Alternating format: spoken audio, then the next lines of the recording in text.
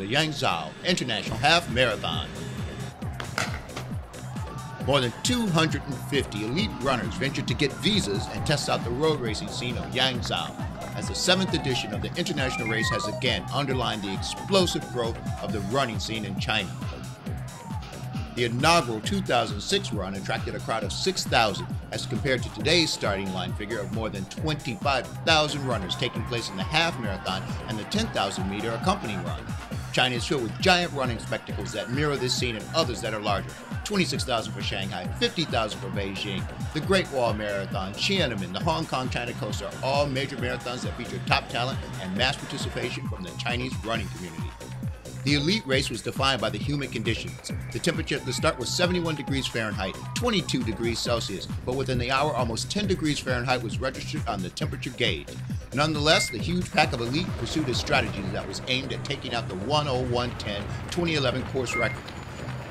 28-year-old Silas Kipruto, the tall figure 007, was considered the favorite by most experts today based on his 59:39 half marathon best. However, he would face stiff competition from number 19 Ethiopian, Ayele Abshero. The women's race was even less defined than the men's race, as an octet of ladies were obviously suffering from the heat and humidity as they crossed the 8-kilometer mark in a pedestrian 26:58, putting them on a 1:11:04 pace. That's 3 minutes slower than the course record of 1:08:59 set by Zhao Shunju in 2008.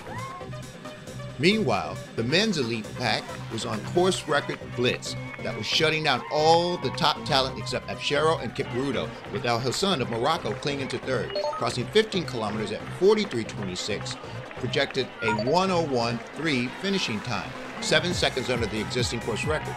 Abshero sensed victory and shifted into a victory pace in an effort to shape Kipruto, who was still within reach of the podium's top step. However, Kipruto had nothing left as Abshero strolls through the final meters of the race in grand fashion, breaking the tape in a 61:11, just missing the course record by a mere 1 second. Kipruto hangs on for second, 36 seconds behind.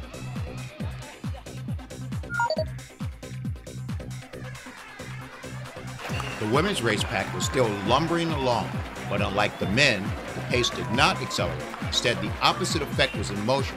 Crossing 15 kilometers in 50:59, the women were now anticipating an even slower finishing time than their 8-kilometer split projected.